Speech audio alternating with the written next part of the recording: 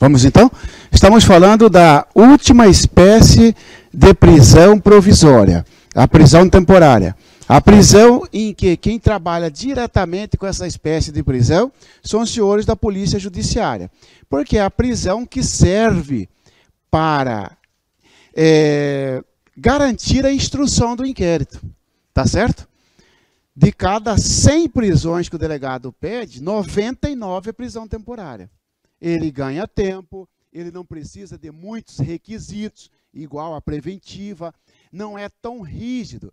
Exatamente por quê? Porque ela serve para instruir, possibilitar que o delegado colha as provas, né, com mais tranquilidade. Por que mais tranquilidade? Pode ser que o sujeito não tenha residência fixa, não tenha atendido ao chamado, não possui identidade, tá certo? Ou seja, imprescindível a sua prisão, por isso que aqui os requisitos, né? Quando imprescindível para as investigações de inquérito policial, ou ausência de residência fixa, ou não fornecer elementos para a sua identificação. Cuidado, hein, pessoal? Marciano, mas então se eu deparar com uma questão dizendo que o sujeito que possui residência fixa não está sujeito à prisão temporária, é falso. Porque a ausência de residência fixa é um dos motivos. Ele pode ter residência fixa, mas mesmo assim ameaçar testemunha. Então a prisão dele é imprescindível para as investigações, apesar de ter residência fixa. Às vezes ele tem residência fixa, mas não tem documento de identidade, nem fornece elementos para esclarecer a sua identidade. Beleza? Falamos que qualquer um desses requisitos, somado com o terceiro, fundadas razões de autoria ou participação nos seguintes crimes. Homicídio doloso, falamos dele? Falamos então, né? Homicídio doloso, ok? Sequestro, cárcere privado, ok? Roubo, extorsão. Ué, então falamos tudo já, pô. Extorsão mediante sequestro, estupro, epidemia com resultado morte, envenenamento de água potável. Beleza, pronto. Tá? Esses são os crimes que admitem prisão temporária. Lembrando aos senhores que a relação taxativa. Não pode criar outro crime. A relação é taxativa, exaustiva. Próximo crime que admite prisão temporária, é lá, ó, quadrilha ou bando. 288. Que na verdade não se fala mais quadrilha, né, pessoal? Agora é associação criminosa, que não é organização criminosa. Detalhe, ó, quadrilha ou bando, pode até colocar aí, ó. Diferente de organização criminosa. Por quê? Porque a organização criminosa está prevista na 12.850.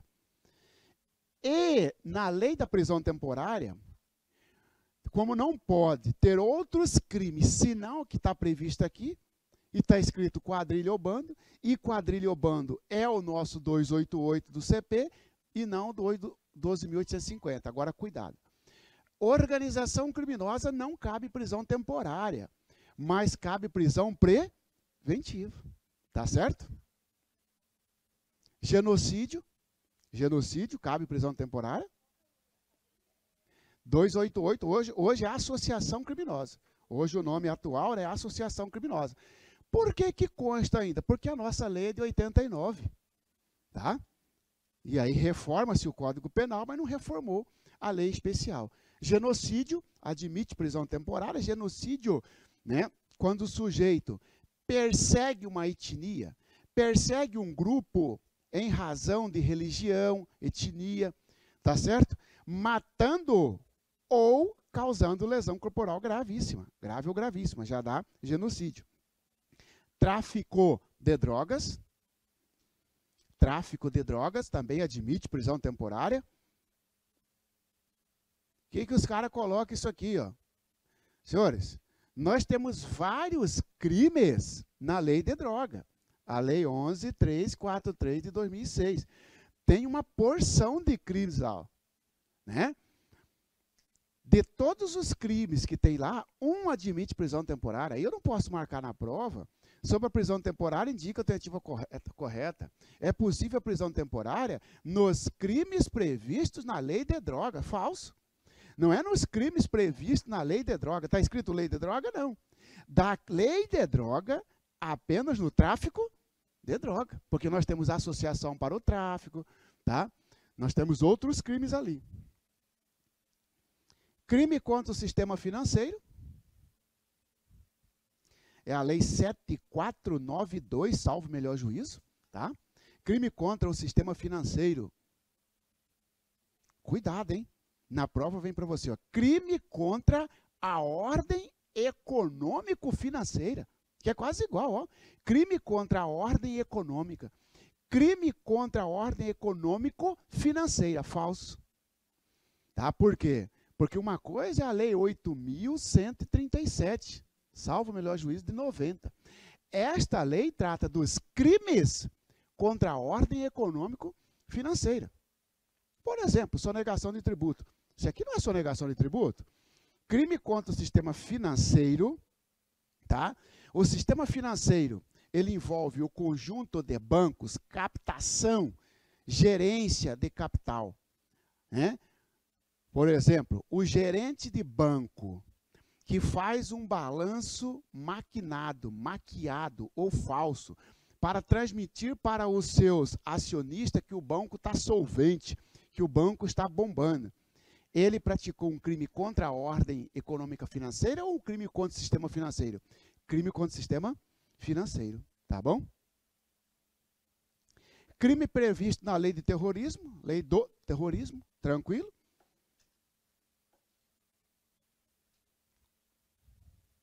Beleza? Senhores, então, Marciano, tortura cabe prisão temporária? Não está aqui tortura, muito bem. Pode colocar aí mais um crime embaixo aí, tortura. Tá? Tortura, pode colocar aí. Ó.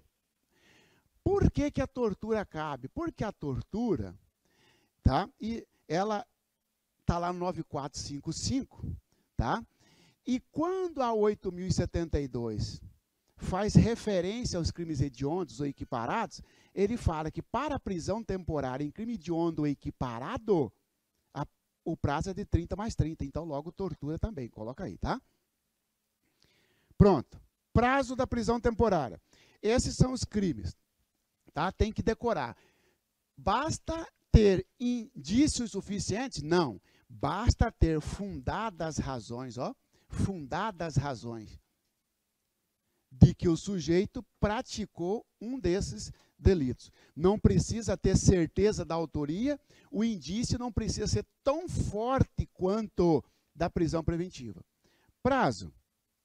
Prazo da prisão temporária. 5 mais 5, tá? O prazo é regra e exceção. Tá? Regra, 5 dias, prorrogável por mais 5. Esse é o prazo da prisão temporária, como regra, 5 mais 5. Exceção. Exceção, 30 mais 30. Coloca aí, ó. Para crimes hediondos e equiparados. O tráfico de drogas, por exemplo. O sujeito praticou um roubo. Cabe prisão temporária? Cabe. Tá? Quadrilha, cabe prisão temporária? Cabe. Prazo, 5 mais 5. Tráfico de drogas, cabe prisão temporária? Cabe. Qual que é o prazo? 30 mais 30. Moral da história, você tem que olhar do que se trata o crime para você apontar o prazo na sua alternativa. Do que se trata o crime? É crime hediondo ou equiparado? O senhor sabe que o crime hediondo são aqueles crimes, né?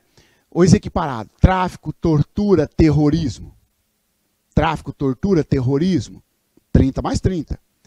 Crime hediondos, aí uma porrada de crime hediondo, né? Por exemplo, extorsão mediante sequestro é 30 mais 30. Não é isso? O homicídio qualificado é 30 mais 30, porque é crime hediondo, né? Mandado em 2 vias. Mandado em 2 vias. Como assim? Senhores, a prisão temporária, ela precisa de mandado judicial. Precisa de mandado judicial. Tudo bem. Você, policial, você vai levar 2 folhas. Uma você entrega para o preso, que serve de nota de culpa. Então, 2, mandado em 2 vias. Vírgula. Sendo que uma servirá de nota de culpa, uma uma via, né, servirá de nota de culpa. Entrega para o preso, o outro ele assina, devolve para o juiz juntar no incidente, no processo. Tá? Forma de contagem.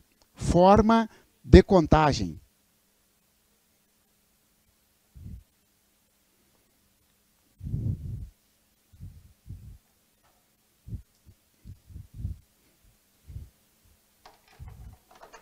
Coloca aí, ó. Inclui-se o início. Inclui-se o início. Exclui-se o final.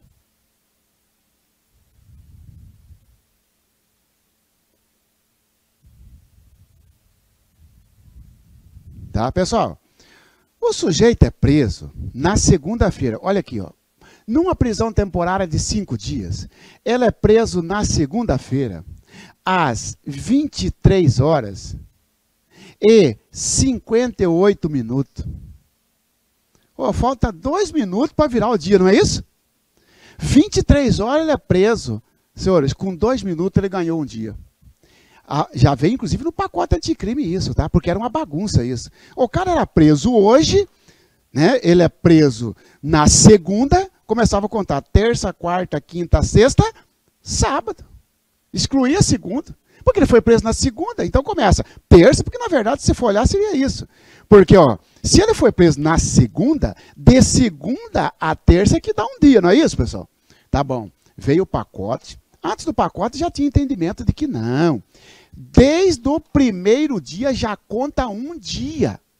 Não é no próximo dia que vai contar. Se ele foi preso na segunda, 1, 2, 3, 4, 5. Segunda, terça, quarta, quinta, sexta-feira. Sexta-feira. Sexta-feira termina que horas? Às 0 horas.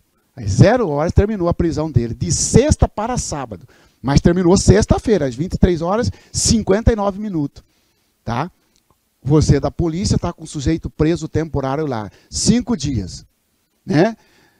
No 5º dia, você vai esperar até a meia-noite e vai colocar o cara em liberdade. Beleza? Por quê? Porque já inclui o início. Esse cara aqui, ó, com 2 minutos, ele ganhou um dia.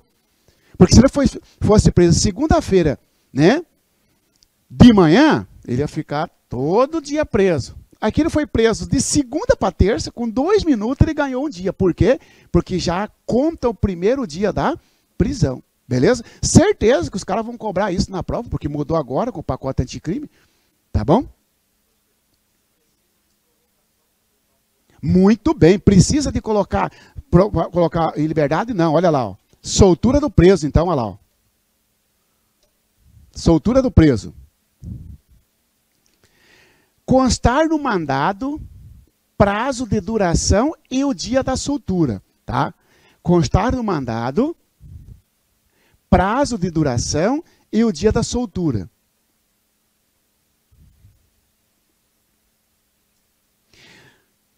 Como é que era antes do pacote anticrime, pessoal? Não constava nada no mandado, mas já era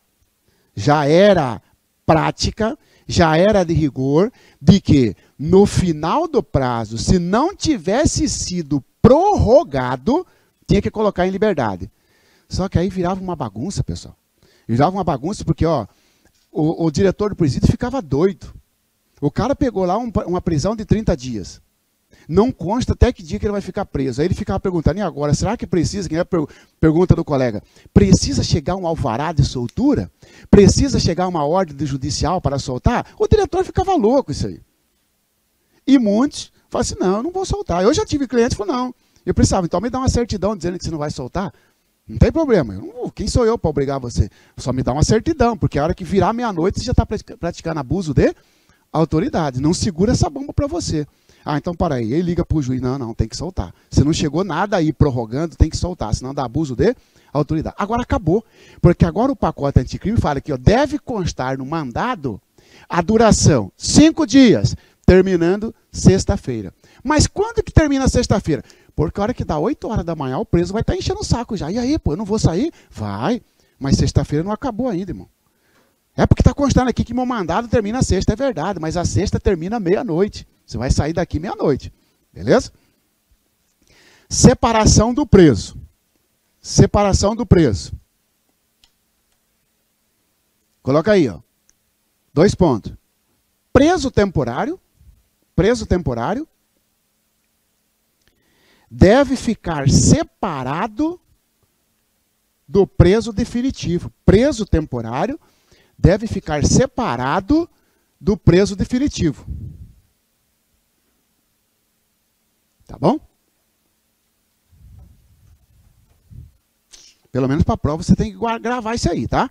Não pode colocar todo mundo junto. Oitiva do MP. Oitiva do MP. Todos os tópicos que você tem que saber de prisão temporária. Oitiva do MP. Escutar o MP. Sabe por quê? Para você entender é o seguinte. Quem é que pode pedir temporária? Quem que pode decretar? Só o Poder Judiciário. Mas quem pode pedir a prisão? O requerimento, né, ou a representação é feito pelo Ministério Público e pelo delegado. Claro que o delegado, o requerimento dele recebe o nome de representação, mesma coisa.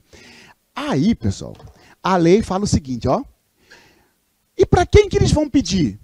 Ele vai pedir para o juiz e ele vai pedir para o juiz. O juiz tem 24 horas para decidir, está na lei. Ó, o juiz bateu um pedido para você, ó, você tem que decidir com 24 horas. Quando é o Ministério Público que pedir, ó, direto para o juiz, tem 24 horas, tranquilo. Agora, quando for o delegado que pedir, ele faz o pedido para o juiz manda para o MP, e o MP devolve para o juiz. Então, oitiva do MP, 2 pontos. Quando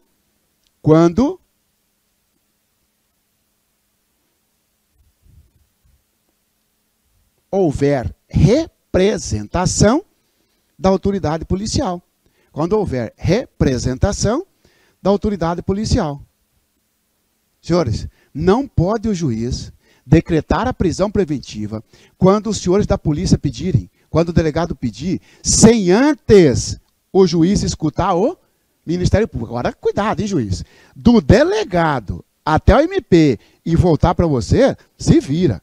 Você tem 24 horas. Então tem que bater no juiz, ele bate no MP, volta com 2, 3 horas, porque tem 24 horas, a lei fala. Tá beleza? Por isso que tem de plantão.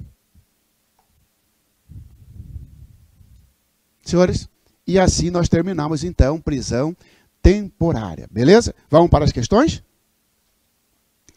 Sobre a prisão, caiu para delegado, Rio Grande do Norte. Sobre a prisão temporária, lei 7960 de 89, essa lei está valendo, tá? Com alterações posteriores porque alteração inclusive do pacote anticrime, tá? Analise a alternativa correta, assinale a correta. A prisão temporária poderá ser representada pela autoridade policial, sim. Requerida pelo Ministério Público ou decretada de ofício pelo juiz. Não pode, juiz não pode decretar de ofício, juiz você não pode. Aliás, juiz não pode decretar prisão nenhuma de ofício, exceto uma. Alguém lembra? Na Maria da Penha, que na Maria da Penha, ainda o artigo 20 da Maria da Penha, autoriza a prisão preventiva de ofício. Mas a preventiva. Temporária não interessa, tá? Se é feminicídio, por exemplo, não interessa. Não pode juiz de ofício. Em caso de feminicídio, pode ser decretada a prisão temporária pelo prazo máximo de 5 dias, prorrogável por igual período. Feminicídio é crime hediondo. E crime hediondo é 30 mais 30.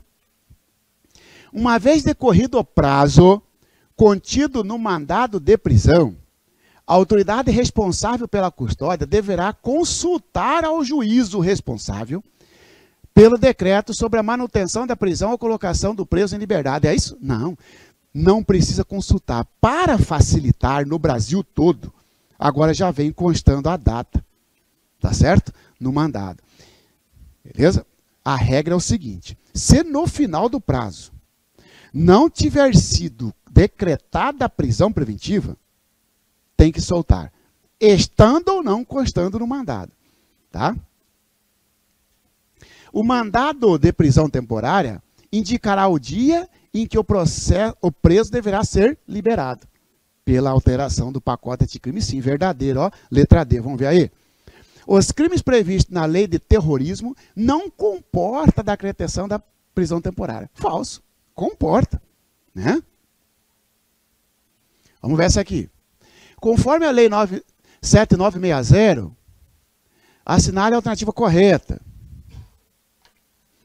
Na hipótese de representação do advogado da unidade prisional para a decretação de prisão temporária, nem precisa ler o resto. Advogado pode pedir prisão temporária? Não pode, é só delegado e Ministério Público, então você já pode pular para outra. Os presos temporários deverão permanecer obrigatoriamente juntos.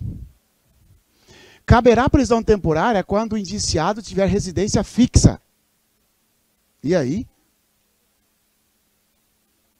Caberá quando tem? Ó, provavelmente o cara comeu barriga aqui, né? Você bota um e vai ver se tem uma mais completa. Caberá prisão temporária quando ele tiver residência fixa? Cabe, só que olha a interpretação que ele deu aqui. Provavelmente, ele quis dizer o seguinte, um dos requisitos da prisão temporária é a ausência de residência fixa. Aí você bota uma interrogação e vai para outra. Mas dizer que não cabe? Cabe. Mas é que na lei diz o seguinte, é cabível a prisão temporária. 1, quando imprescindível para as investigações. 2, não possuir residência fixa. Ele colocou o contrário, então provavelmente essa aqui não é. 3, não possuir identidade ou não fornecer elementos para seu esclarecimento. Vamos ver a outra. Decorrido o prazo contido no mandado de prisão, a autoridade responsável pela custódia deverá, independentemente de nova ordem da autoridade judicial, pôr imediatamente o preso em liberdade, salvo se já tiver sido comunicada da prorrogação da prisão temporária ou da decretação da prisão preventiva. Verdadeiro, cara. Por quê? Porque agora realmente, no final, prorrogou 5 mais 5 ou 30 mais 30, não solta. 30 mais 30 já está no final de 60, decretou, não solta. Essa aqui, então, não está mais completa de tudo. Tá? Vamos ver a outra? Não inclui-se o dia do cumprimento do mandado de prisão no cômputo do prazo. Falso. Inclui-se. Né? Coloquei até o artigo para os senhores aqui. Tá?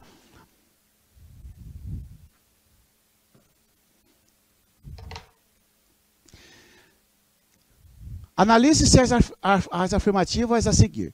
Permite-se a decretação da prisão temporária para o crime de epidemia com resultado morte? Sim, sim, verdadeiro. Na falta ou no impedimento do escrivão, qualquer pessoa designada pela autoridade lavrará o auto de prisão em flagrante, depois de prestado o compromisso legal. Verdadeiro, verdadeiro. Decretada a prisão preventiva, deverá o órgão emissor da decisão revisar a necessidade de sua manutenção a cada 90 dias, mediante decisão fundamentada, de ofício, sob pena de tornar a prisão ilegal. Verdadeiro, verdadeiro. Nas infrações permanentes, entende-se o agente em flagrante delito enquanto não cessar a permanência. 303 do Código de Processo Penal. Lembra que eu estou receptando, enquanto estiver receptando, está, né, verdadeiro. Então, ou seja, todos, não é isso? Todas.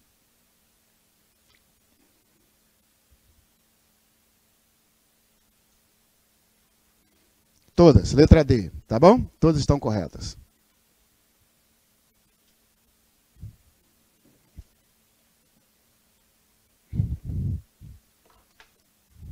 Assinar a alternativa correta em relação à prisão temporária. A prisão temporária terá o prazo de 5 dias improrrogáveis. Decretada a prisão temporária e fim do seu prazo, será ela convertida em preventiva necessariamente? Não, necessariamente não. Pode até ser, né? Se tiver os requisitos da preventiva. Mas não necessariamente. Caberá a prisão temporária nas hipóteses de homicídio, culposo e doloso. Só doloso. A prisão temporária caberá quando o indiciado não tiver residência fixa ou não fornecer elementos necessários ao esclarecimento de sua identidade. Verdadeiro. Agora, vamos ver se tem uma outra mais completa. Sempre que possível, os presos temporários ficarão separados dos demais detentos. Sempre que possível, não. Entendeu? Não é sempre que possível. Tem que ficar separado. Claro que é mentira, mas tem que ficar. Tá? Na teoria. Entendeu? Para a prova tem que ficar.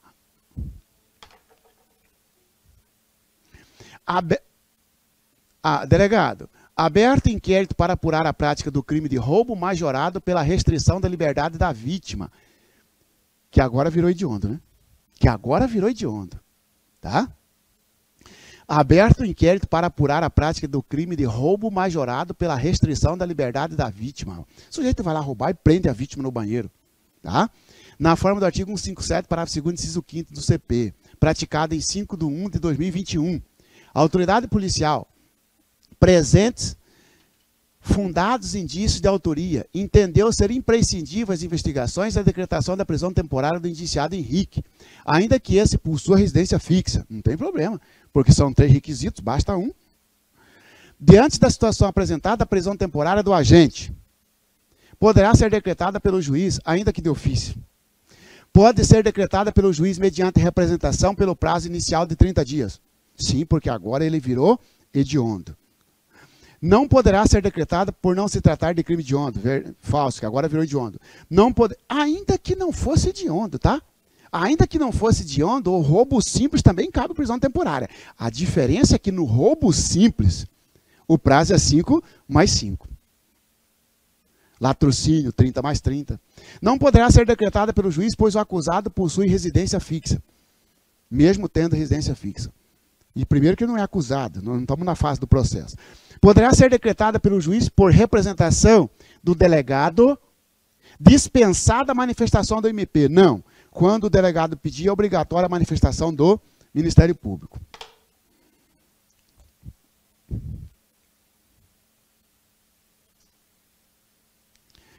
Em 2018, Caio ficou preso cautelarmente por conta de um crime, de um processo criminal que apurava eventual prática de crime de extorsão.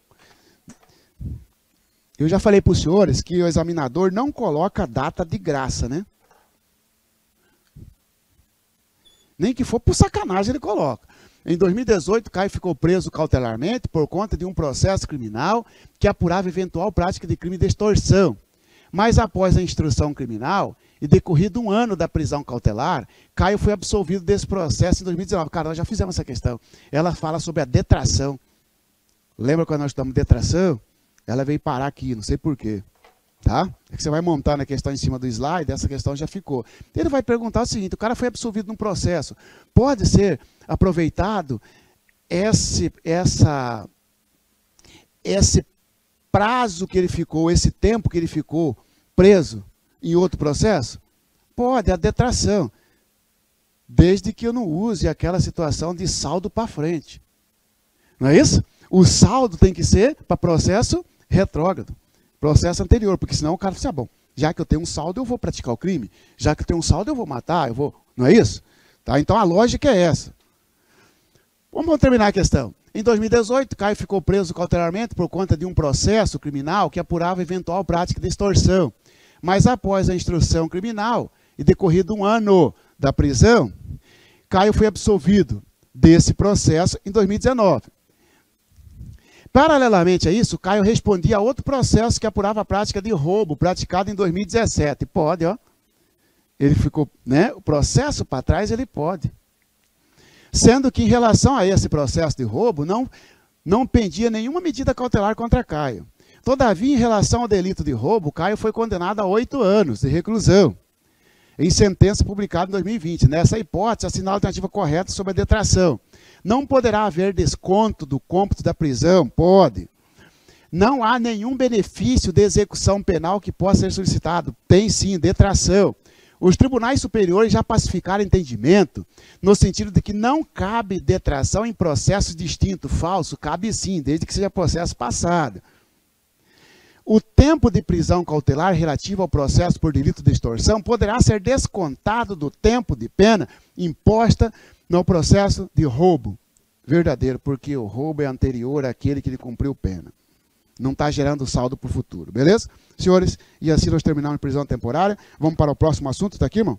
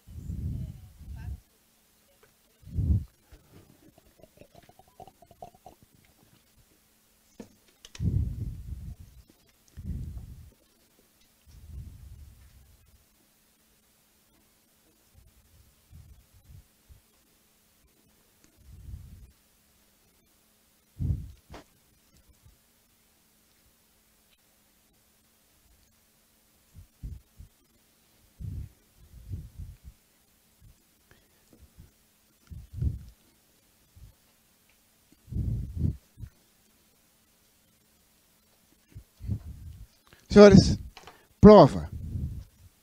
Tá? Nosso tema agora, prova. Tá?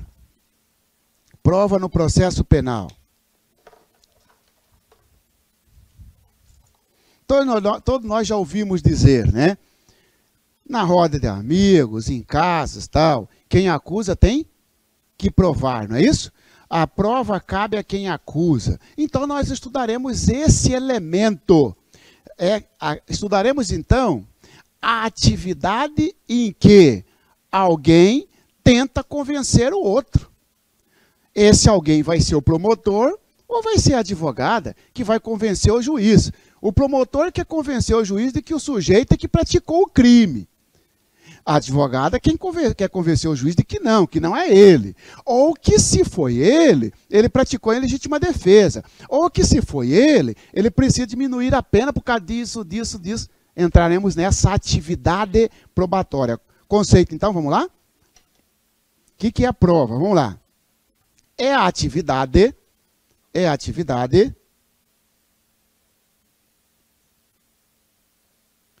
desenvolvida durante a instrução processual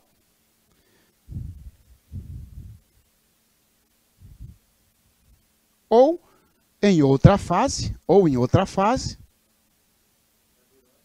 durante a instrução processual ou em outra fase,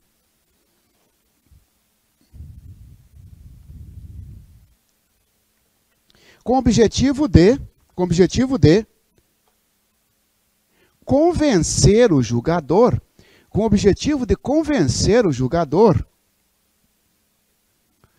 sobre um fato,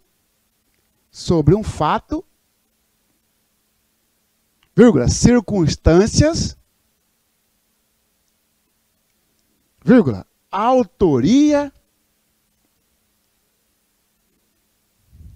ou alegações.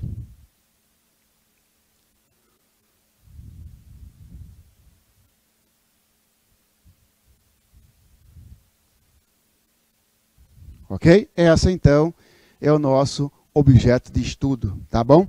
Prova é a atividade em que, dentro daquele triângulo, né, nós temos aqui um julgador. Em regra, os senhores viram que o nosso sistema processual é acusatório, que vem, inclusive, agora expresso no pacote anticrime. Ó, o sistema processual é acusatório. No inquérito policial, o sistema é inquisitivo, mas o sistema processual, ou seja, depois do inquérito policial, quando inicia o processo, é acusatório. Ó, acusador, você tem que levar os elementos de convicção para o juiz. Que elemento de convicção você vai levar, promotora? Eu vou levar testemunhas, eu vou levar documento, eu tenho interceptação, eu tenho perícia. São vários elementos de convicção, são vários elementos de prova. O réu, e você? Você precisa provar alguma coisa? Regra não, não é isso? Por que regra não? Porque, em regra, a prova cabe a quem acusa. Só que o CPP ele é um pouquinho amplo. Ele não fala só a prova cabe a quem acusa, ele fala a prova da alegação cabe a quem a fizer. Ah, mas então se o réu faz uma alegação, ó, eu não estava em Cuiabá nesse dia, ah, então você tem que provar que não estava, tá vendo? Por isso que você falou que é uma atividade consistente em convencer o juiz sobre até uma alegação. Impossível ser o autor do roubo nesse dia, que nesse dia eu não estava na cidade. Ah, não estava? Com que você vai provar? Eu vou provar com testemunha, eu vou provar com documento, as passagens que comprova, tem filmagem que eu estava em outro lugar. Problema seu, os elementos probatórios. Tá bom? Pronto. Feito o conceito, destinatário.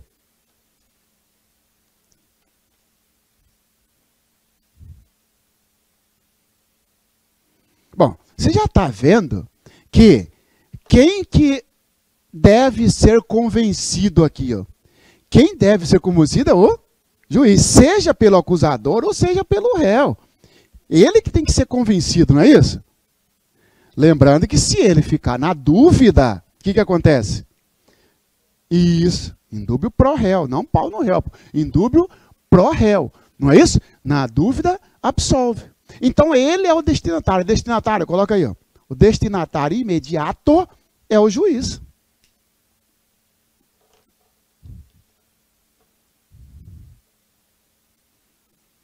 O destinatário imediato é o juiz, porque é ele que se deve, que as partes buscam convencer, não é isso?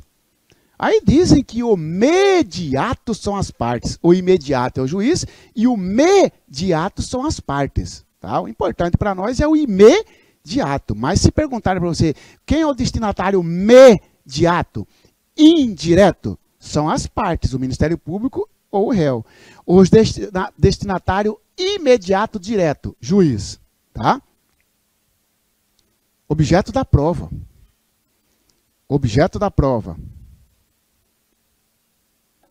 Os fatos. Coloca aí, 2 pontos. Os fatos. O objeto da prova, pessoal, são os fatos. Os fatos. Ou alegações.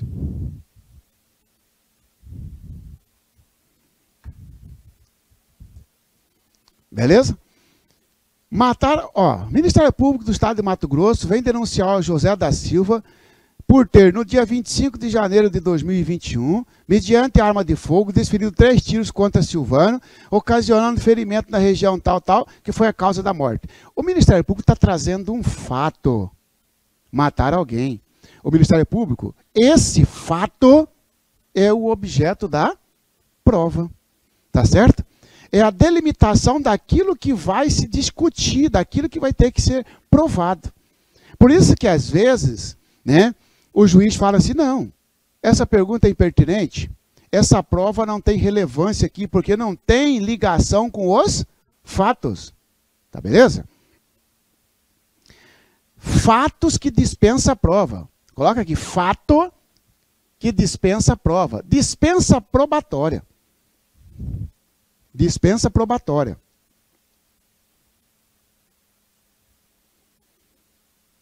Que trem é esse, pessoal? Senhores, isso é para você matar aquela questão seguinte, ó. Todo fato precisa ser provado? Não, nem tudo. Tá certo? Mas você não falou que a prova, o ônus da prova, cabe a quem faz a alegação? Sim, mas nem todo fato precisa de prova. Tem fato que é tão notório que parcela grande parte da população já sabe, não precisa provar.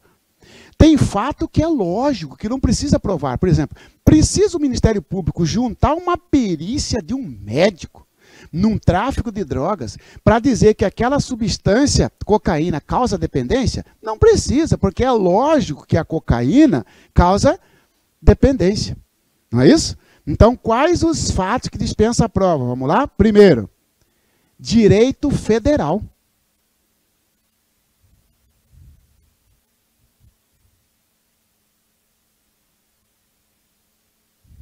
É o famoso iura novit curia. Iura novit curia. O juiz conhece o direito. Você não precisa provar para o juiz, né, que lá no artigo 564 do CPP trata das nulidades, porque pressupõe que quando se tratar de lei federal, né, o juiz tem conhecimento. Você não precisa juntar a lei, o Código Penal, no processo, porque o juiz tem que conhecer o direito, ele tem que ter o conhecimento de lei. Agora, cuidado. Olha as leis que nós temos, ó. Então, exceção, coloca lá, exceção. Lei federal, direito federal, está dispensado da prova. Agora, exceção, não está dispensado, tem que provar. Ó, lei estadual, municipal, eu posso trocar lei por direito, tá? Direito estadual, direito municipal, estou dizendo, lei municipal, lei estrangeira, tá?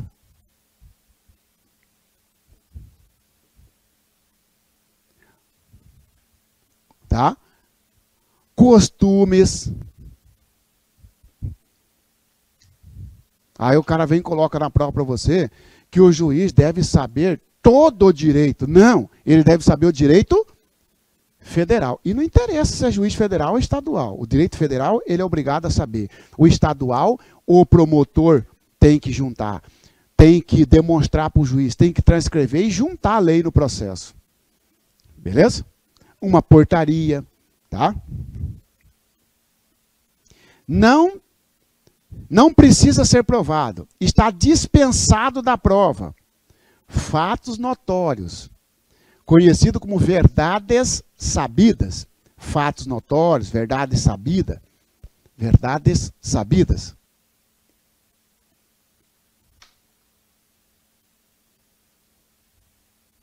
Coloca aí, ó. Aquilo que já é de conhecimento de parcela da sociedade.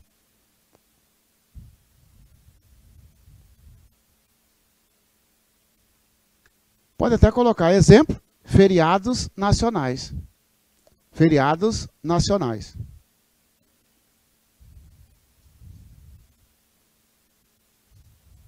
Olha só. O Ministério Público escreve lá assim, ó. Você quer ver? Ontem foi o quê? Proclamação? Não. Na próxima, né? Na próxima. Já está contando que o próximo é feriado. Não é isso? Finado é feriado nacional ou não? Tá bom. Então vem o Ministério Público e coloca assim, ó. No dia de finado do ano de 2021, João da Silva, valendo-se de uma arma de fogo, desferiu contra tal. Opa, o advogado do João da Silva vem de lá e fala assim, não, esse processo é nulo. Esse processo é nulo porque o Ministério Público não descreveu os fatos. Ele não provou, ele não trouxe aqui o dia que foi praticado. Como não trouxe?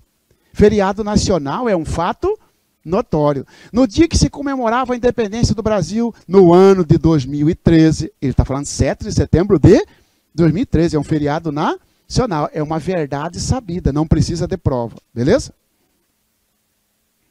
Fatos axiomáticos. Olha lá, ó. Fatos axiomáticos. Estamos estudando os fatos que não precisam de provas, tá bom? Fatos axiomáticos. Intuitivos, evidente, lógico. Fatos axiomáticos, intuitivos, evidente, barra, lógico. Coloca aí, ó. Aquele que decorre de dedução lógica. Dedução lógica.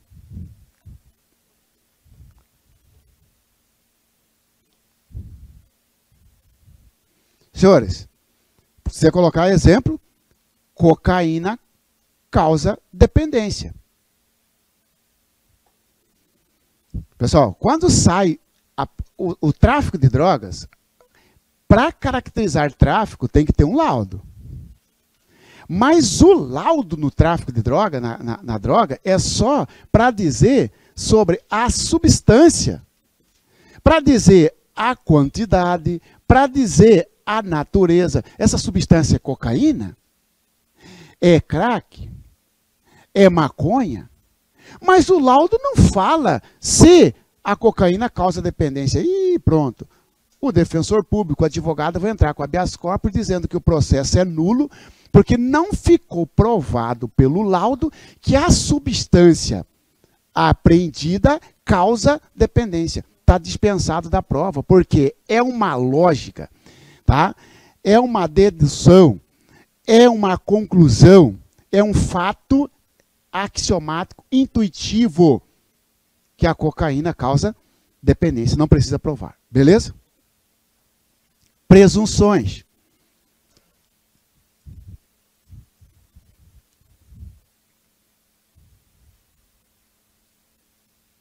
Presunções, tá, pessoal?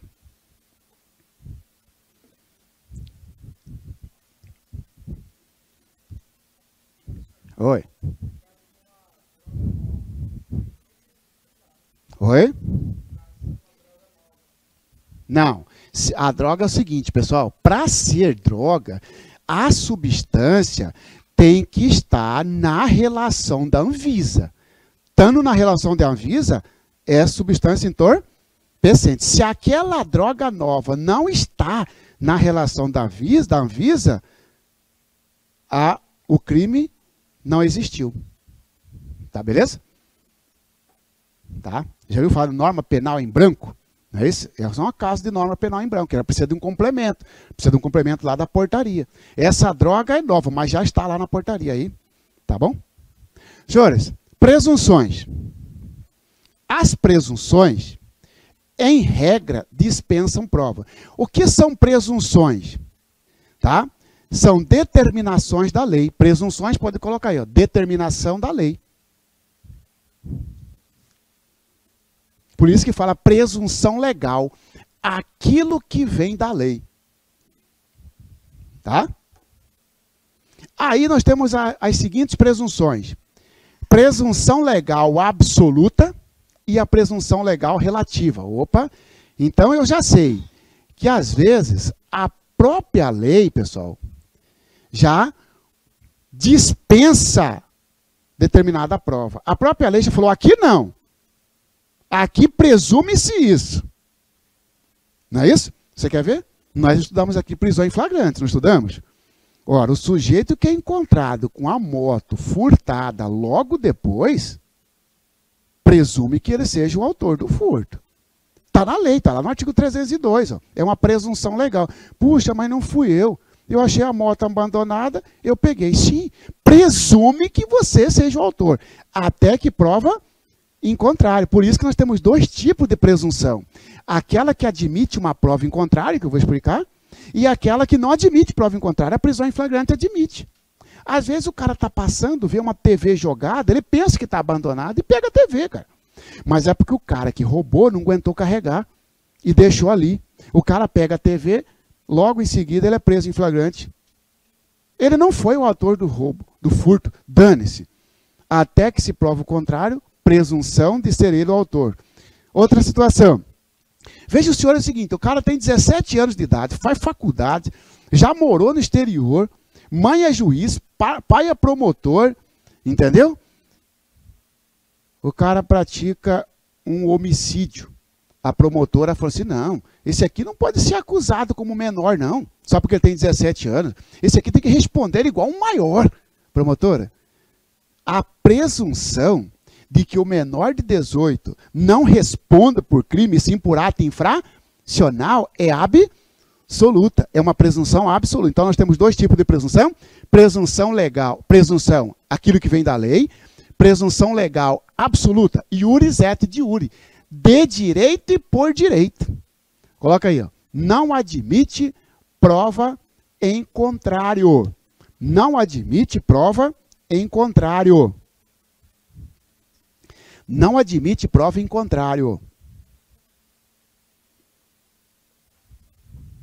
Se você quiser colocar exemplo, menor de 18 é inimputável.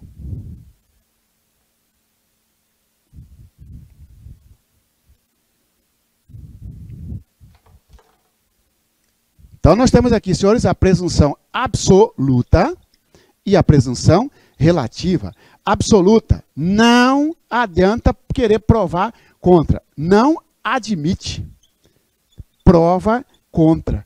Como assim? Pega o exemplo. Poxa, o cara tem 17 anos, o cara já faz faculdade. O cara é filho de juiz, a mãe é promotora. E mesmo assim, ele vai responder como se fosse menor. Sim, mas o promotor que está denunciando fala que ele já tem um desenvolvimento completo. Dane-se. A presunção de que ele é inimputável é absoluta.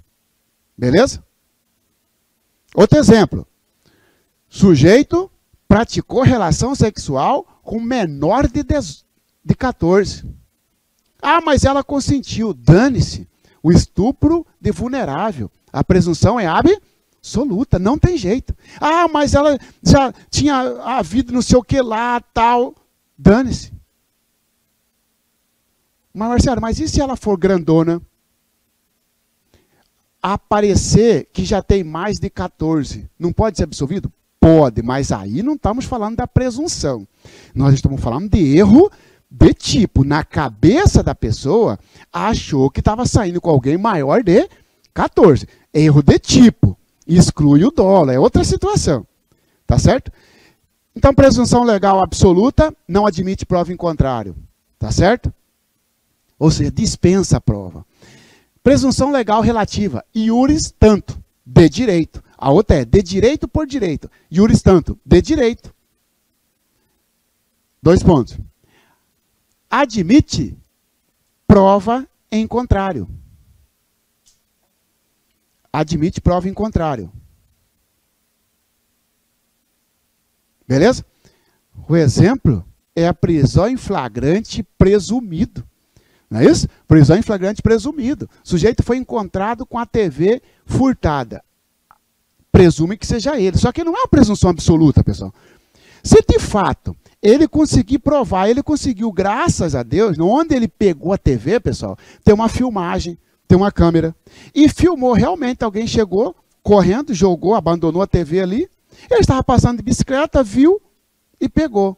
A filmagem é uma prova em contrária que demonstra que ele não é o autor do furto. Tá certo? Agora vamos lá.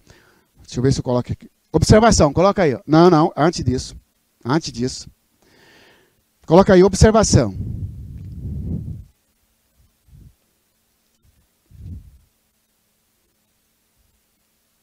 A presunção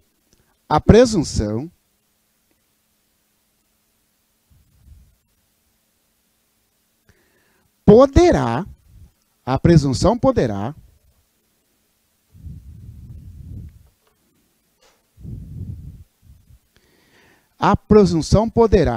suscitar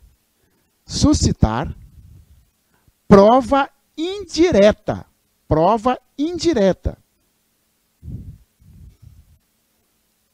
vírgula, ou seja, vírgula,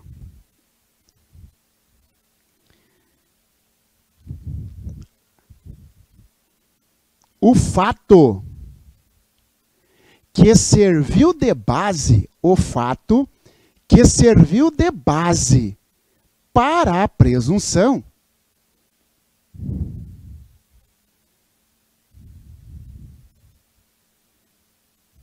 requer prova.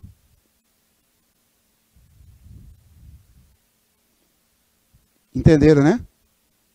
Entendeu nada, nem eu entendi o que eu falei, como é que o senhor entendeu? Como é que entende, não é isso? O bom do direito é isso, quando você não sabe o que está falando, você fala um negócio bonito, está tão bem feito que você não sabe nem explicar, não é isso? Mas olha, a situação é o seguinte, pessoal, a presunção dispensa prova. Tranquilo, Marcelo, isso eu já sei. Agora veja bem, pessoal, às vezes, e já caiu na prova isso, às vezes o fato que gerou a presunção tem que ser provado. Então aí, vem para o desenho aqui, ó. O que dispensa a prova? Presunção legal. Ou de forma absoluta, ou de forma relativa. Presunção relativa admite você provar contra. Presunção absoluta, promotor, não adianta você trazer prova de que ele faz faculdade, de que ele é um sei o quê, para o juiz incluir ele como maior, que não adianta, porque não admite prova em contrário. Agora veja bem, pessoal. Então eu tenho uma presunção, tá? E eu tenho o fato que gera a presunção. Ó, o fato que gera a presunção. Qual que é a presunção? A presunção é que o menor é inimputável. Vai responder como se for como menor, vai responder por ato infracional. Se ele praticou um ato infracional análogo ao homicídio, e se ele for ficar apreendido, ele só pode ficar no máximo 3 anos, sendo que o maior pode ficar de 12 a 30. Por quê? Porque é a presunção absoluta de que o menor é inimputável. inimputável, vai responder pelo ECA, não é isso? Tá bom, pessoal. Aí você pega o cara lá com 17 anos, você olha para o cara, você sabe se esse bicho é inimputável ou não? Então, o que que gerou isso aqui? Ó? O fato aqui é a idade. Como é que se prova a idade? Pelo documento. A idade precisa de prova. Então, o fato que gera a presunção, este deve ser provado. A presunção dispensa a prova, mas o fato que gera a presunção deve ser provado. Entendeu ou não? Tá? Praticar crime, por exemplo, contra menor de idade é agravante. Promotor, você não juntou documento de que a pessoa é menor de idade. Entendeu? O promotor, você não juntou o documento no processo de estupro de que a pessoa é menor de 14. Entendeu? A presunção é de que manter relação sexual, ato libidinoso com menor de 14, estupro de vulnerável. Mas precisa provar a idade. Como é que se prova a idade? Documento hábil. Entendeu, pessoal? Por isso que fala que a presunção, ela não precisa de prova direta, mas precisa de prova indireta. Beleza? Fatos não impugnados pelo réu. Observação 2, então, né? Você colocou observação 1, outra observação 2. Fatos não impugnados pelo réu.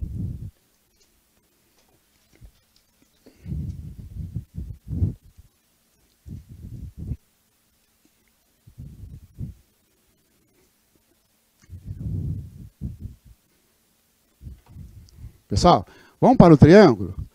O Ministério Público leva ao juiz uma acusação. Tá certo? E o Ministério Público vai escrever um monte de coisa aqui, ó.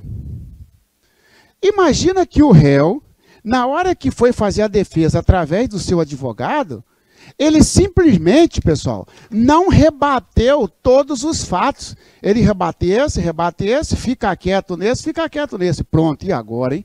Lembra que a gente fala assim, quem cala, consente, não é isso?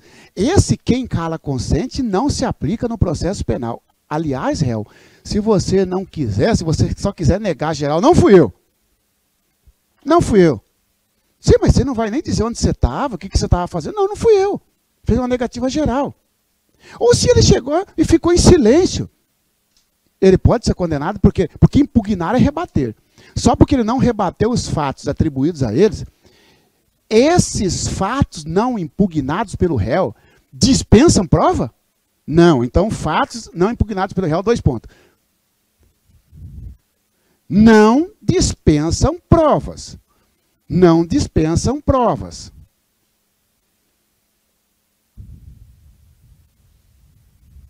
Por isso que fala que o silêncio não pode ser interpretado em seu prejuízo. Ele não rebateu. Ele tinha o direito de rebater, de negar, de espernear. Não fez. Ó. Ah, porque ele não fez, não impugnou, considera-se verdadeiro porque dispensa a prova. Os fatos não impugnados pelo réu estão dispensados de prova. Falso. Mesmo não impugnando, mesmo não rebatendo, deverá o acusador ou quem trouxe a alegação provar, tá bom? Pronto. Feito isso, vamos para a nossa questão sobre essa bateria.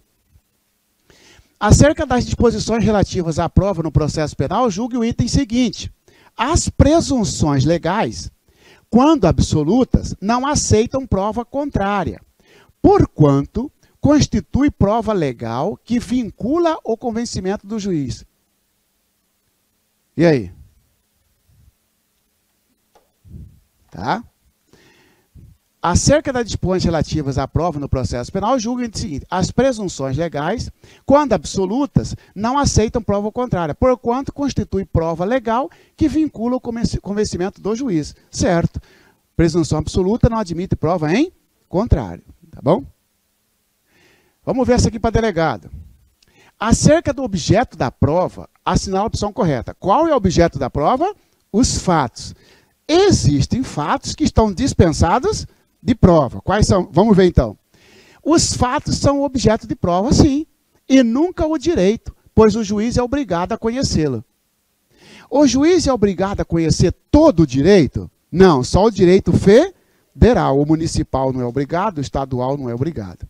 Beleza? Então, falso por causa disso. Os fatos axiomáticos, que são aqueles evidentes, né, dependem de prova. Falso. Os axiomáticos estão dispensados. Não precisa provar que a cocaína causa dependência. Presunção legal é a afirmação da lei verdadeiro, porque é a lei que fala, né? Presunção legal é a afirmação da lei de que um fato é existente ou verdadeiro. Até aqui está certo. A lei que fala que menor de 18 é inimputável. Não é isso? Independentemente de prova. Verdadeiro. Se concorda ou não concorda, o problema é seu, diz a lei, não é isso? Entretanto, o fato objeto da presunção legal poderá precisar de prova indireta. Ou seja, pode ser necessário demonstrar o fato que serve de base à presunção legal. Que, uma vez demonstrado, implica que o fato probando, objeto da presunção, considera-se provado. Verdadeira é aquela situação que eu falei para você. Ó. Presunção dispensa. O que gerou a presunção tem que provar. Provado isto, automaticamente, isso aqui não se questiona. Não é isso? Salvo se admitir prova em contrário. Provou que é menor de idade, é inimputável. Provou que é menor de 14, é estupro de vulnerável. Tá? Juntou certidão de casamento, ainda que seja defachado o casamento. O cara casou porque ele queria pegar uma dupla nacionalidade. Nem convive junto, casou só para isso. Só para facilitar uma documentação de uma outra nacionalidade. E aí, numa dessa aí, ele pratica um furto contra a esposa ou vice-versa. Tem furto de marido contra a mulher, mulher contra... Pô, professor, é verdade isso? É, não tem, pode. Não tem furto. Pô, eu pensei que tinha. Não tem, porque é uma excusa absolutória. Aí, o cara que casou desse jeito, a mulher subtraiu algo, vai lá no delegado, depois vai no promotor, e aí o juiz absolve. Não, mas para aí, ó. Aqui não tem crime, excusa absolutória. Não, mas a gente era casado só de mentiria. Problema seu. Porque presunção absoluta, certidão de casamento. Se quer desfazer, tem que anular o casamento. Tá? No processo penal, os fatos não impugnados pelo réu, fatos incontroversos, são considerados verdadeiros. O réu não rebateu, ele será condenado. Falso. Tá? As verdades sabidas dependem de provas. Verdade sabida são fatos notórios. Fatos notórios. Lembra sempre do feriado nacional. Precisa de prova? Não. Então, resposta correta, essa aqui. A presunção dispensa a prova, mas o fato que gera a presunção tem que ser provado. Beleza? Ônus da prova. Ônus da prova. Tá?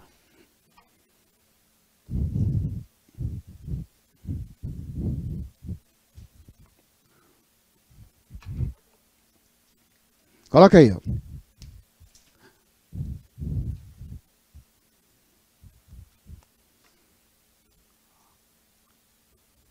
A incumbência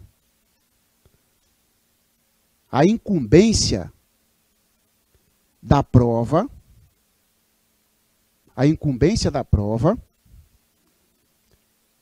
caberá a quem alegar. Resumidamente é isso. A incumbência da prova caberá a quem alegar. Beleza? Senhores, esse tema é o seguinte, nós temos o triângulo aqui de novo, ó. Eu tenho o Ministério Público de um lado acusando, eu tenho o réu e o julgador. Já sei que o destinatário da prova é esse aqui. O Ministério Público quer convencer esse, o réu quer convencer esse. Beleza. Este quer ser absolvido, esse aqui quer a condenação. Ele é o destinatário da prova. Muito bem. Aí você pergunta, mas de quem é o dever de provar? Ninguém tem o dever não, cara. Tem o ônus. Ninguém tem o dever. Se prova se você quiser. Agora lembre-se, promotor, se você não provar, vai sofrer uma absolvição. Você não tem o dever de provar que você alegou que não estava no local. Você não tem o dever de provar. Agora lembra. Porque o dever, automaticamente, quando se fala em dever no processo, você sofre uma punição. Não é isso? O dever gera uma punição. O Ministério Público vai ser punido? Não. O réu vai ser punido? Não. Ele sofre uma consequência. Ó. Quem alegou e não provou, sofre a consequência da sucumbência. Você sucumbiu.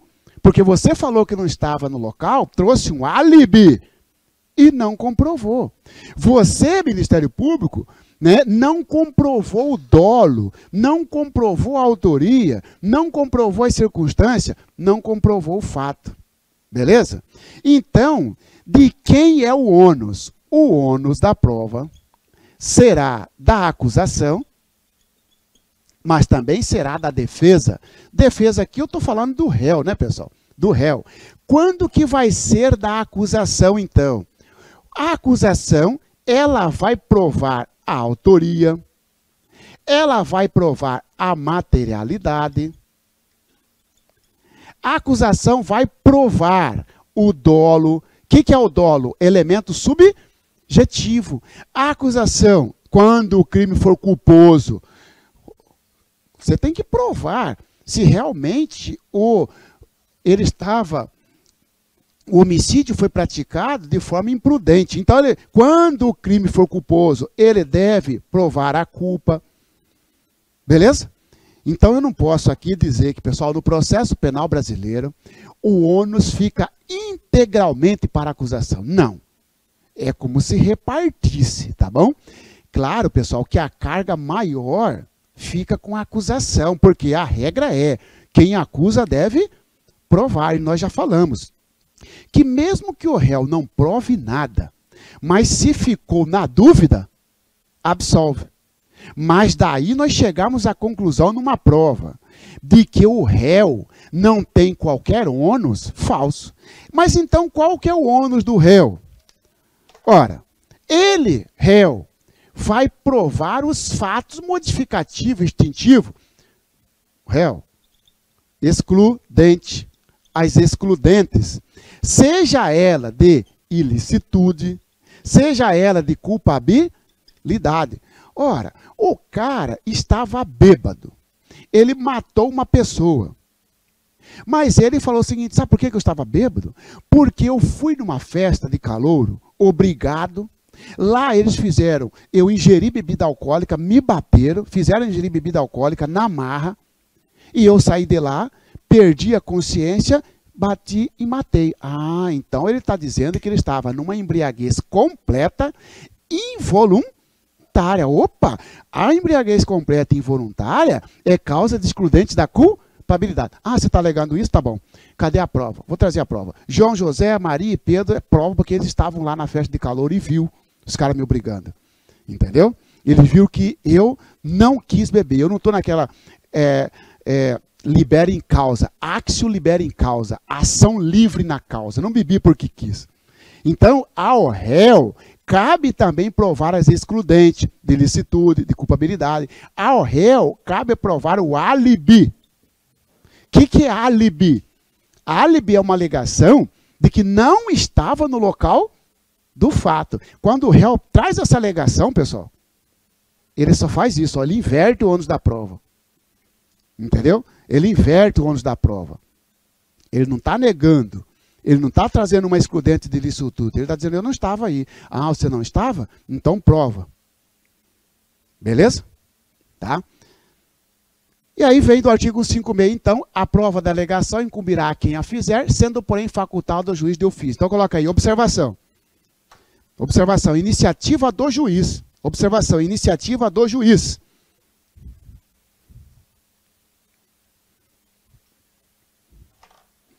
Tá? Primeira coisa, pessoal, juiz não tem ônus. Juiz, eu já sei que ônus é incumbência. Incumbe ao Ministério Público, incumbe à defesa. Incumbe ao juiz? Negativo. O juiz não tem incumbência.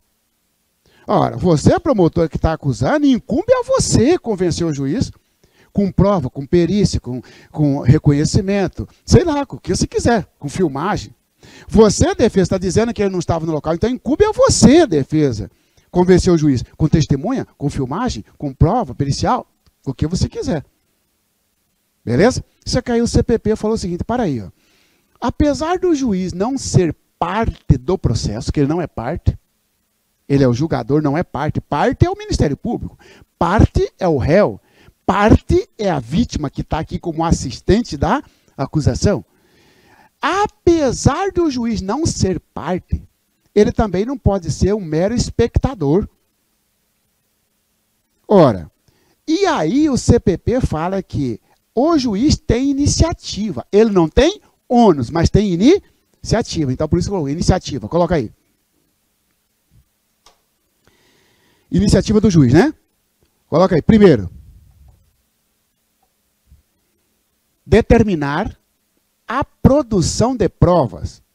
Determinar a produção de provas durante o inquérito policial. Durante o inquérito policial.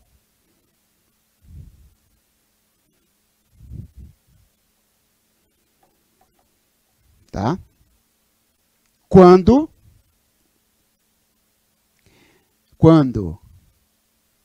relevantes e urgente, vírgula, respeitando a necessidade, vírgula, adequação e proporcionalidade. Pessoal,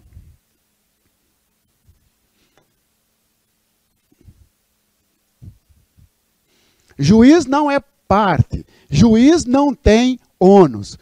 Pô, mas ele também, coitado, cara. Você dizer que o cara tem que ficar lá ó, de braço cruzado, vendo acontecer, como diz Raul Seixas, esperando a morte chegar, não tem? Não, ele não é mero espectador, não é isso? Aí o juiz tem iniciativa. Opa, nós temos o inquérito policial e nós temos o processo. O que você escreveu aí? Você escreveu que o juiz pode, mesmo na fase do inquérito policial, determinar uma produção de prova. Ele tem iniciativa para isso.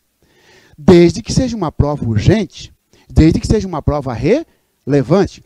Por exemplo, pessoal, ora, o juiz recebe o inquérito policial. Inquérito policial, estando investigado solto, qual é o prazo para encerrar? 30 dias. Terminou o prazo, tem que pedir para o juiz. Quando pede o prazo para o juiz resolveu nesse dia, vou dar uma lida nesse inquérito. Olha aí, ó. Aqui o João da Silva fala que ele não viu a situação, mas quem viu é o Pedro. E o Pedro encontra-se internado, porque tentou uma intimação do Pedro e o delegado não conseguiu ouvir o Pedro porque foi internado. O juiz falou, pô, mas por que esse delegado não foi lá ouvir esse cara, o mesmo internado, pô? E se esse cara morre? Ora, se a testemunha indireta, ela está dizendo que eu não ouvi, quem ouviu foi o Pedro, mas o delegado até agora não viu o Pedro porque está internado. O juiz pode dizer, ó, corre o risco dessa testemunha morrer, corre o risco que nós perdemos essa prova. Essa prova é relevante e ela é urgente porque ela está prestes a perder. E é a única prova do processo, do futuro processo, que nem processo tem. O juiz pode ter iniciativa e na hora que devolver para o delegado, concedendo o prazo, fala, ó, e determina também a oitiva de fulano e tal, pode. É assim que está no CPP. Tá certo? Já tem um monte de gente questionando isso.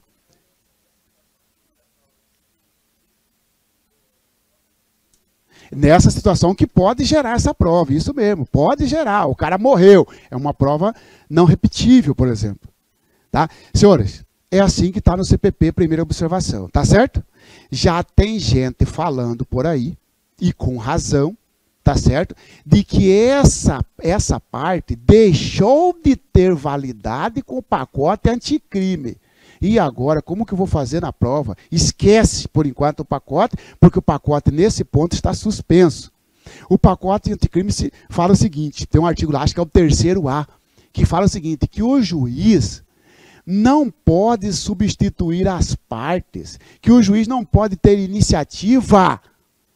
Quem tem que fazer isso é o Ministério Público, é a defesa, é verdade. Só que nesse ponto o Supremo suspendeu com liminar. Então está valendo o artigo 156, né, o 156 do Código de Processo Penal. Observação 2. Falamos então da iniciativa do juiz na fase do inquérito policial. Aí eu não posso, né? 2. O 1 então está aqui, ó. O juiz pode, você não vai copiar nada, porque eu já resumi para você. O juiz pode ordenar, mesmo antes de iniciada a ação penal. Quando que é antes de iniciada a ação penal? Inquérito policial, vocês já resumiram. Mesmo antes de iniciada a ação penal, a produção antecipada de prova é considerada urgente, relevante, observando a necessidade, adequação e proporcionalidade, ou seja, observando se aquela prova realmente é pertinente ou não. Tá bom? 2, coloca aí, 2. Agora eu vou falar do juiz aqui, ó. Pessoal, nem precisa. Se aqui ele manda, porque aqui é o processo. Se o CPP fala que aqui ele pode, imagina aqui. Então, 2. Coloca aí, ó. A iniciativa do juiz, 2. Determinar, durante a instrução,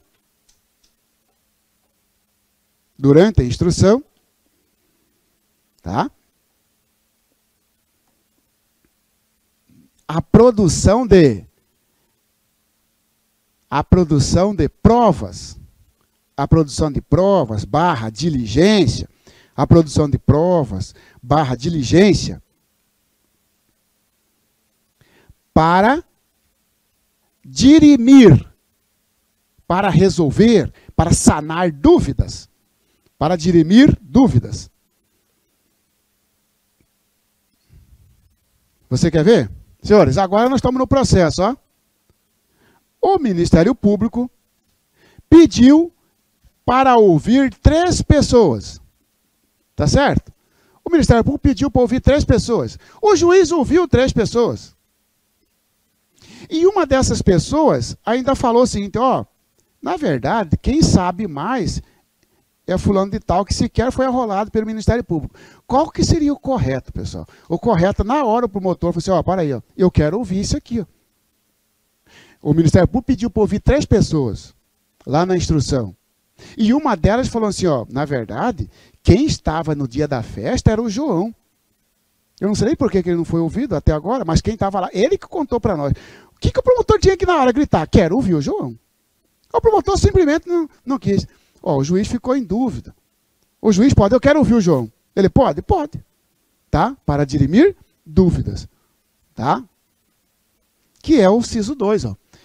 O juiz poderá determinar no curso da instrução, que é o processo, ou antes de proferir sentença, a realização de diligências para dirimir dúvidas sobre o ponto relevante. Beleza? Então, senhores, está aqui, falamos do ônus da prova. O ônus da prova cabe a quem a fizer. Quem faz a alegação deve provar. Deve não. Tem a incumbência de provar. Tá certo? Isso não impede o juiz de, tanto na fase do inquérito quanto na fase do processo, com a observação do pacote. Olha o pacote que eu falo para você que vem detonando o 1 e o 2. Ó. O processo penal terá estrutura acusatória, vedadas a iniciativa do juiz na fase da investigação. Sabe o que o artigo 3º-A fez? Ó? O artigo 3º-A veio e fez isso aqui. Ó. Isso aqui não vale mais. Ó. Ora, o 156 fala que o juiz pode, antes da ação penal, no inquérito, determinar a produção de prova, não é isso? Só que veio o 3º-A e fala assim, o processo penal terá estrutura acusatória. Proibido a iniciativa do juiz na fase de investigação. Juiz, você não tem que mandar ouvir o cara só porque ele está doente. Entendeu? Isso aí cabe ao delegado, cabe ao Ministério Público. Só que essa parte está suspensa pelo Supremo. Então, como é que você vai responder na sua prova? Desse jeito aqui. Beleza?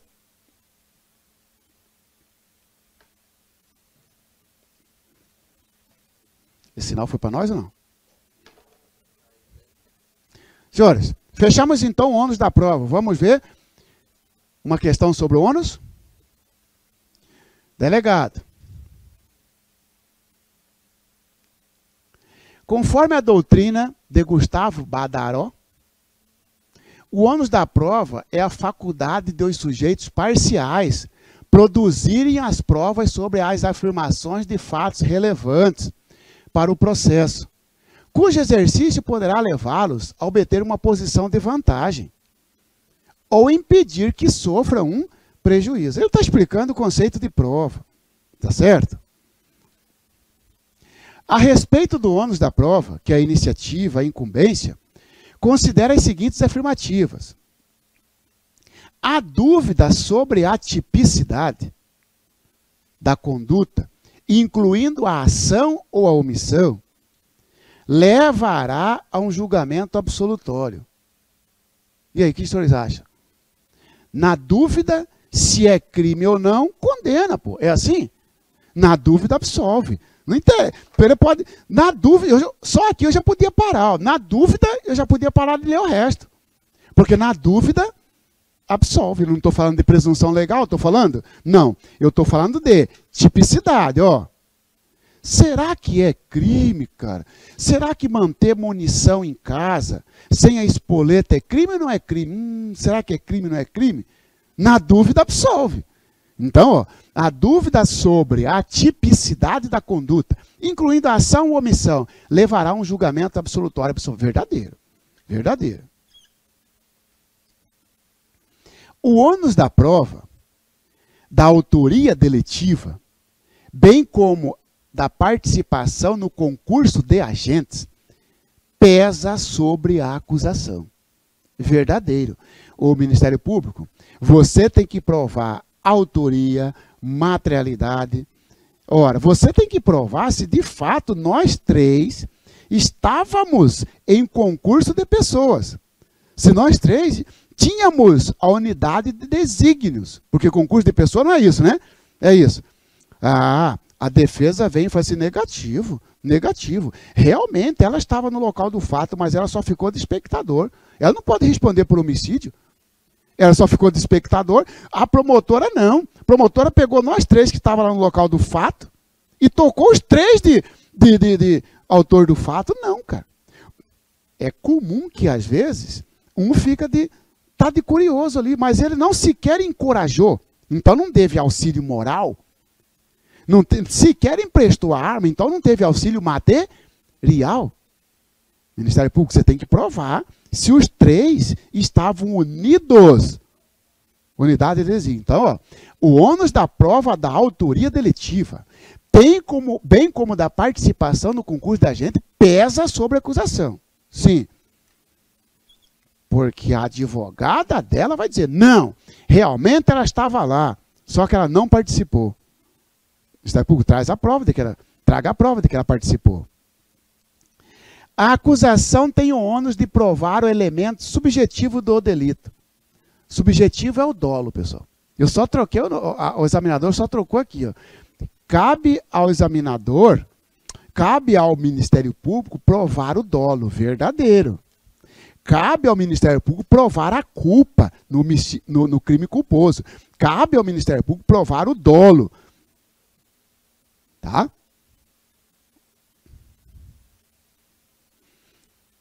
Aí você fala, mas Marciano, por que tem que provar o dolo? Senhores, porque imagina o seguinte, imagina que o cara está perto da sogra dele e o cara foi colocar a tomada, colocar o celular para carregar e levou um choque. E a mão veio e bateu no nariz da sogra dele, não tem? Cara, ou do sogro. Cara, o Ministério Público, ele não teve o dolo, diz a defesa. A defesa vai dizer se teve o dolo ou não. Não, a defesa vai negar o dolo. Tá certo? O Ministério Público vai ter que provar o dolo. O dolo, pessoal, não é presumido. O dolo tem que ser provado, tá? Em caso de fundada dúvida sobre a excludente de ilicitude, vigora o princípio do indúbio pro societá. Na dúvida, indúbio pro societá significa, na dúvida condena. É assim? Não. Na dúvida, absolve. É. Não. Em caso de fundada dúvida sobre a existente sobre a excludente de licitude, vigora o princípio do indúbio pro societá. Vigora, porque nós não estamos falando em que fase nós estamos. Ele está falando? Não. Ele não está falando se ele está no inquérito, se está no sumário da culpa ou se está no plenário. É verdade que em determinada fase vigora o princípio do indúbio pro societá. Mas do jeito que está a redação aqui, indica que o processo está no fim, cara. Em caso de fundada dúvida sobre a excludente de licitude, vigora o princípio do indúbio pro societá? Não. A não ser que ele fosse expressamente e colocasse assim, na fase do sumário da culpa, verdadeiro. Na fase do sumário da culpa, na dúvida, joga para júri. É assim. Mas aí não fala em que fase. Beleza? Então, falso. Assinar a alternativa correta. Está correta 1, 2 e 3. Alguma dúvida aqui, senhores? Tá? Somente a 4, 1 e 4, 2 e 3, 1, 2 e 3. Beleza? Questão de médio para difícil. As afirmativas 1, 2 e 3 são verdadeiras ou não? Vamos ver essa aqui? Para promotor deste ano. Não? É.